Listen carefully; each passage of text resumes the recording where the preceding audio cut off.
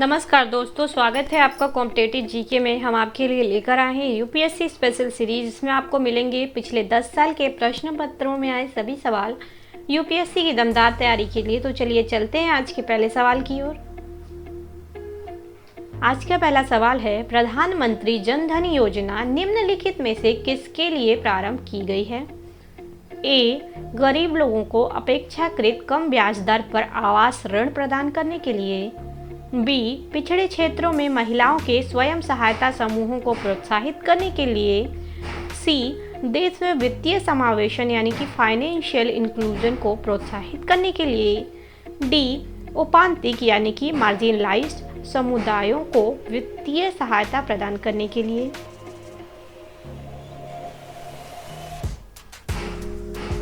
इसका सही जवाब है सी, देश में वित्तीय समावेशन यानी कि फाइनेंशियल इंक्लूजन को प्रोत्साहित करने के लिए। दूसरा सवाल, 14वें वित्त आयोग के संदर्भ में निम्नलिखित कथनों में से कौन सा या कौन से सही है या है? नंबर 1, इसने केंद्रीय विभाज्य पूल में राज्यों को मिलने वाला हिस्सा 32% से बढ़ाकर 42% कर दिया है। नंबर 2, इसने विशेष तौर पर सेक्टरों से जुड़े यानी कि सेक्टर स्पेसिफिक अनुदानों से संबंधित सिफारिशें की हैं।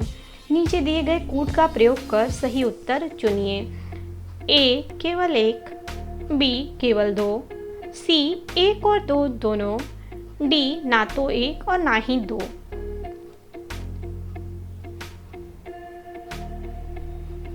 इसका सही जवाब है ए, केवल एक। तीसरा सवाल, हाल ही में समाचारों में आई फोर्टालेजा उद्घोषणा यानी कि फोर्टालेजा डिक्लेरेशन निम्नलिखित में से किसके मामलों से संबंधित है? A, ASEAN. B, BRICS. C, OECD. D, WTO.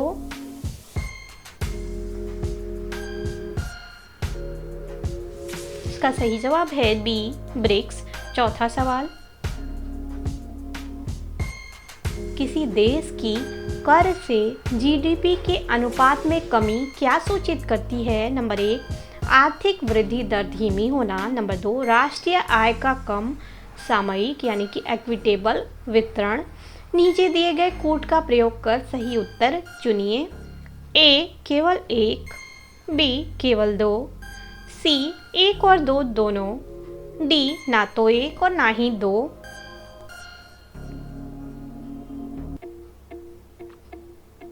इसका सही जवाब है ए, केवल एक। पांचवा सवाल, उष्णकटिबंधीय यानी कि टॉपिकल अक्षांशों में दक्षिणी अटलांटिक और दक्षिण पूर्वी प्रशांत क्षेत्रों में चक्रवात उत्पन्न नहीं होता, इसका क्या कारण है? ए, समुद्री पृष्ठों के ताप निम्न होते हैं। बी, अंतः उष्णकटिबंधीय अभिसारी क्षेत्र इंटरटॉपिकल कन्वर्जेंस जोन बिरले ही होता है। सी, कोरियोलिस बल अत्यंत दुर्बल होता है। डी, उन क्षेत्रों में भूमि मौजूद नहीं होती।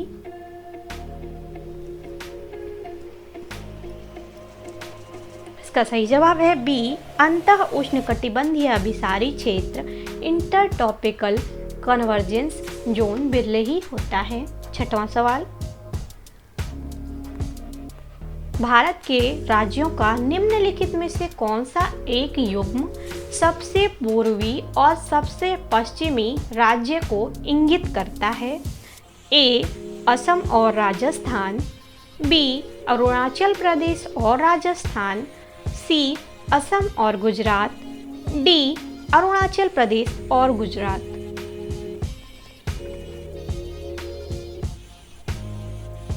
इसका सही जवाब है डी, अरुणाचल प्रदेश और गुजरात। सातवां सवाल, राज्य की नीति के निदेशक तत्वों के बारे में निम्नलिखित कथनों पर विचार कीजिए। नंबर 1, यह तत्व देश के सामाजिक आर्थिक लोकतंत्र की व्याख्या करते हैं। नंबर 2, इन तत्वों में अंतर्विष्ट उपबंध किसी न्यायालय द्वारा प्रवर्तनीय यानी कि एनफोर्सिएबल नहीं है। उपर्युक्त कथनों में से कौन सा या कौन से सही है या हैं? ए केवल एक, बी केवल दो, सी एक और दो दोनों, डी ना तो एक और ना ही दो।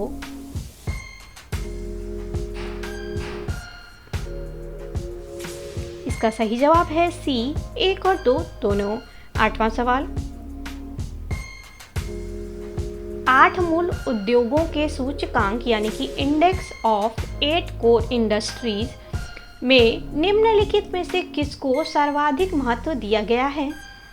ए कोयला उत्पादन, बी विद्युत उत्पादन, सी उर्वरक उत्पादन, डी इस्पात उत्पादन।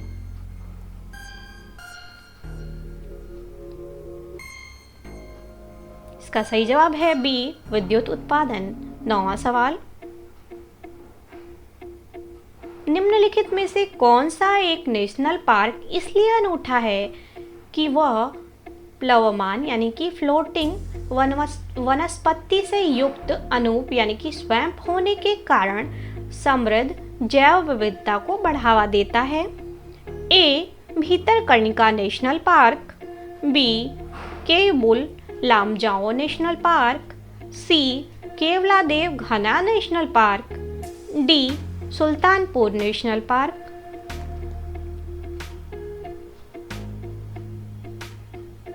इसका सही जवाब है B Keibul Lamjao national park. 10वां सवाल, राष्ट्रीय नव प्रवर्तन प्रतिष्ठान भारत यानी कि national innovation foundation India NIF के बारे में निम्नलिखित में से कौन सा या कौन से कथन सही है या है? नंबर 1, NIF केंद्रीय सरकार के अधीन विज्ञान और प्रौद्योगिकी विभाग की एक स्वायत्त संस्था है। नंबर 2, NIF अत्यंत उन्नत विदेशी वैज्ञानिक संस्थाओं के सहयोग से भारत की प्रमुख यानी कि प्रीमियर वैज्ञानिक संस्थाओं में अत्यंत उन्नत वैज्ञानिक अनुसंधान को मजबूत करने की एक पहल है। नीचे दिए गए कूट का प्रयोग कर सही उत्तर चुनिए। ए केवल एक, बी केवल दो, सी एक और दो दोनों, डी ना तो एक और ना ही दो।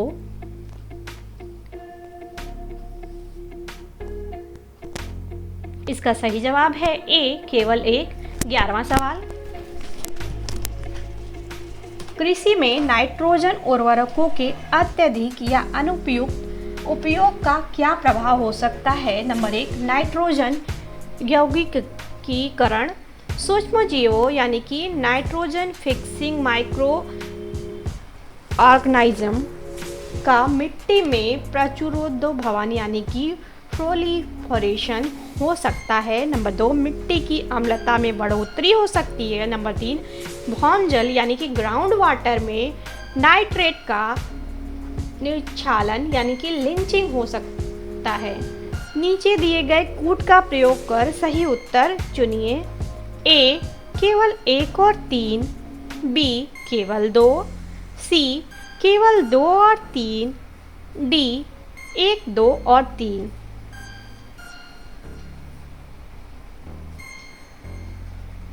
इसका सही जवाब है सी केवल 2 और 3। 12वां सवाल, प्रकृति एवं प्राकृतिक संसाधनों के संरक्षण के लिए अंतर्राष्ट्रीय संघ यानी कि international union for conservation of nature and natural resources IUCN तथा वन्य प्राणी जात एवं वनस्पति जात की संकटापन्न स्पीसीज के अंतर्राष्ट्रीय व्यापार पर कन्वेंशन यानी कि convention on international trade in endangered species of wild फाना एंड फ्लोरा यानी कि CITES के संदर्भ में निम्नलिखित कथनों में से कौन सा या कौन से सही है या है? नंबर 1, IUCN संयुक्त राष्ट्र यानी कि UN का एक अंग है तथा CITES सरकारों के बीच अंतर्राष्ट्रीय करार है। नंबर 2, IUCN प्राकृतिक पर्यावरण के बेहतर प्रबंधन के लिए विश्व भर में हजारों क्षेत्र परियोजनाएं चलाता है। नंबर 3, CITES उन राज्यों पर वैध रूप से आबद्ध कर है जो इसमें शामिल हुए हैं, लेकिन यह कन्वेंशन राष्ट्रीय विधियों का स्थान नहीं लेता है। नीचे दिए गए कूट का प्रयोग कर सही उत्तर चुनिए। A केवल 1, B केवल 2 और 3, C केवल 1 और 3, D 1, 2 और 3।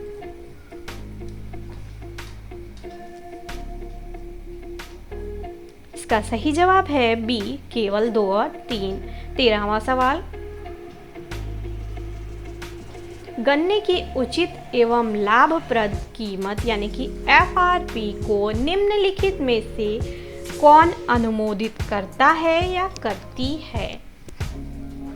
A आर्थिक मामलों की मंत्रिमंडलीय समिति, B कृषि लागत और कीमत आयोग, C कृषि मंत्रालय का विपणन और निरीक्षण निदेशालय, D कृषि उत्पाद विपणन समिति।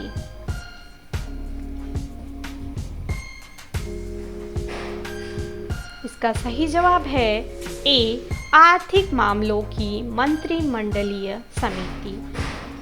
14वां सवाल,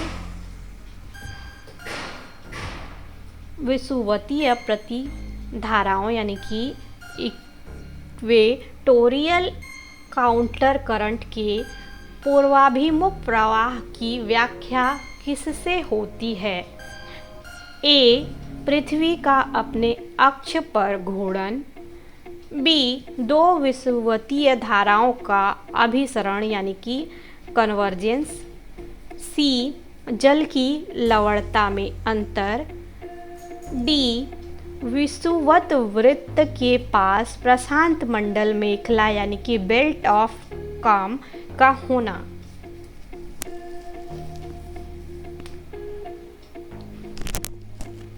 इसका सही जवाब है B दो विषुवतीय धाराओं का अभिसरण यानी कि कन्वर्जेंस।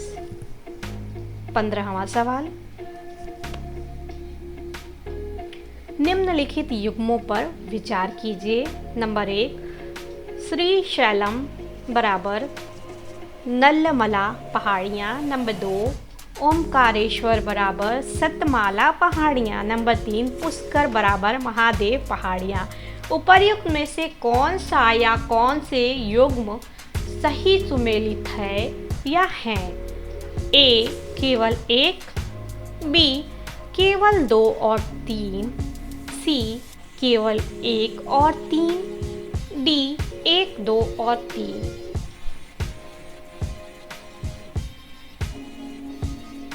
इसका सही जवाब है A केवल 1। 16वां सवाल, रॉलेट सत्याग्रह के संदर्भ में निम्नलिखित में से कौन सा या कौन से कथन सही है या है? नंबर 1, रॉलेट अधिनियम सेडिशन कमेटी की सिफारिश पर आधारित था। नंबर 2, रॉलेट सत्याग्रह में गांधी जी ने होम रूल लीग का उपयोग करने का प्रयास किया। नंबर 3, साइमन कमीशन के आगमन के विरुद्ध हुए प्रदर्शन रॉलेट सत्याग्रह के साथ साथ हुए। नीचे दिए गए कूट का प्रयोग कर सही उत्तर चुनिए। A केवल 1, B केवल 1 और 2, C केवल 2 और 3, D 1, 2 और 3।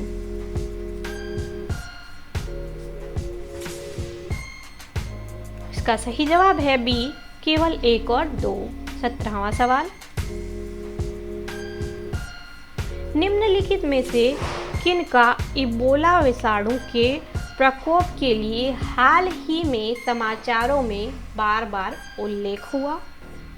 A सीरिया और जॉर्डन, B गिनी, सिएरा लियोन और लाइबेरिया, C फिलीपींस और Papua New Guinea, D Jamaica, Haiti और सूरीनाम।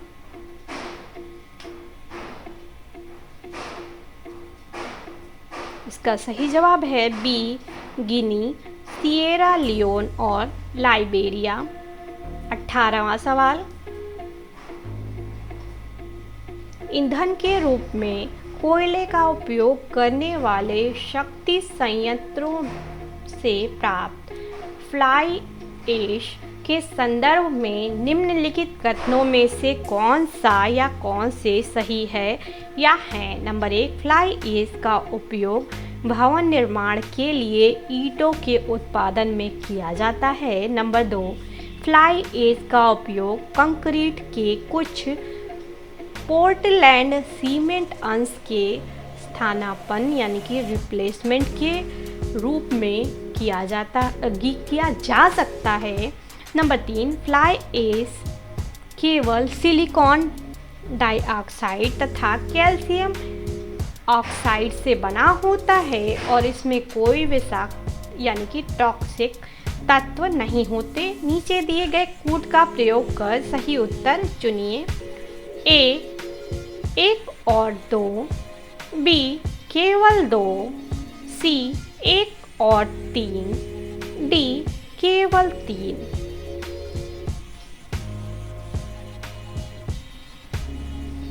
इसका सही जवाब है ए 1 और 2। 19वां सवाल, भारत में पाए जाने वाले स्तनधारी ड्यूगोंग के संदर्भ में निम्नलिखित कथनों में से कौन सा या कौन से सही है या है? नंबर 1, यह एक शाकाहारी समुद्री जानवर है। नंबर 2, यह भारत के पूरे समुद्र तट के साथ साथ पाया जाता है। नंबर 3, इसे वन्य जीव संरक्षण अधिनियम 1972 की अनुसूची 1 के अधीन विधिक संरक्षण दिया गया है। नीचे दिए गए कूट का प्रयोग कर सही उत्तर चुनिए। ए 1 और 2, बी केवल 2, सी 1 और 3, डी केवल 3।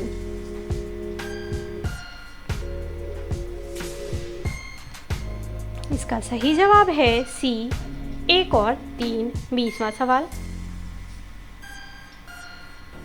निम्नलिखित में से कौन भारत के उपनिवेशवाद का या के आर्थिक आलोचक था या थे? Number 1, Dadabhai Naoroji. Number 2, G Subramania Iyer. Number 3, R C Dutt. नीचे दिए गए कूट का प्रयोग कर सही उत्तर चुनिए। ए केवल 1, बी केवल 1 और 2, सी केवल 2 और 3, डी 1, 2 और 3।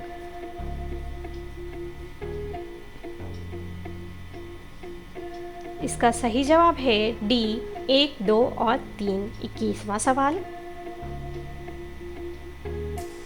विश्व आर्थिक संभावना यानी कि ग्लोबल इकोनॉमिक प्रोस्पेक्टस रिपोर्ट आवधिक रूप से निम्नलिखित में से कौन जारी करता है?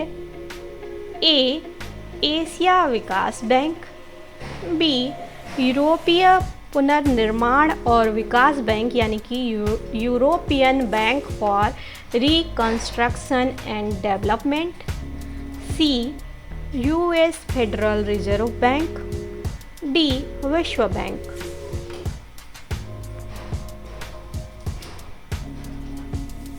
इसका सही जवाब है डी विश्व बैंक। 22वां सवाल,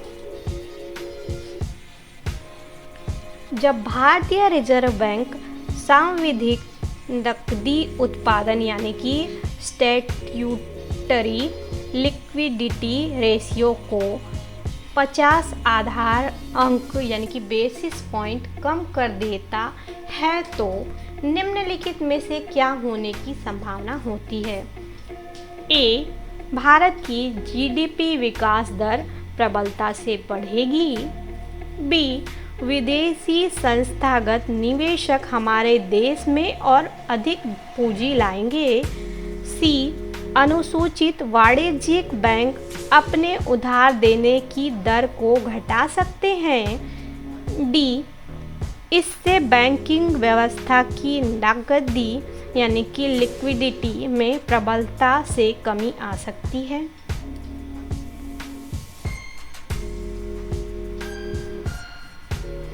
इसका सही जवाब है सी, अनुसूचित वाणिज्यिक बैंक अपने उधार देने की दर को घटा सकते हैं। 23वां सवाल, स्वास्थ्य क्षेत्र में नैनो टेक्नोलॉजी के उपयोग के संदर्भ में निम्नलिखित कथनों में से कौन सा या कौन से सही है या है? नंबर 1, नैनो टेक्नोलॉजी के द्वारा लक्ष्य युक्त औषधि प्रदान करना यानी कि टारगेटेड ड्रग डिलीवरी संभव कर दिया गया है। नंबर 2, नैनो टेक्नोलॉजी जीन उपचार यानी कि जीन थेरेपी में एक बड़ा योगदान दे सकती है। नीचे दिए गए कूट का प्रयोग कर सही उत्तर चुनिए। ए, केवल 1, बी, केवल 2, सी, 1 और 2 दोनों, डी, ना तो 1 और ना ही 2।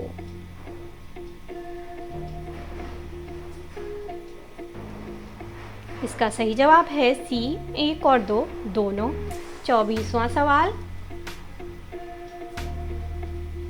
भारत में कृषि उत्पादों के बाजार को किसके अधीन विनियमित किया जाता है? ए, आवश्यक वस्तु अधिनियम 1955, बी, राज्य द्वारा अधिनियमित कृषि उत्पाद विपणन समिति अधिनियम, सी, कृषि उत्पाद यानी कि श्रेणीकरण एवं चिन्हांकन अधिनियम 1937, डी, खाद्य उत्पाद आदेश 1956 एवं मांस तथा खाद्य उत्पाद आदेश 1973।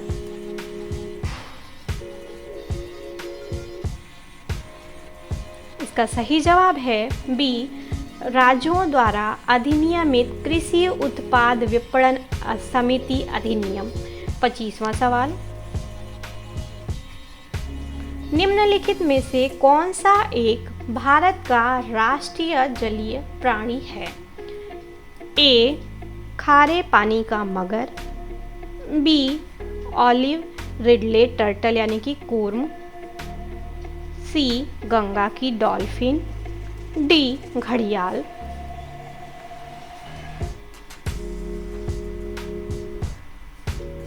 इसका सही जवाब है सी, गंगा की डॉल्फिन।